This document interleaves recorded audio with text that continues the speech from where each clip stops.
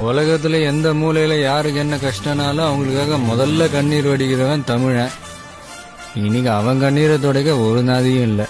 இதெல்லாம் எப்பதான் முடியும்? ஒரு நாள் விடியும். உங்க விஜய் களத்துக்கு வந்துட்டான்.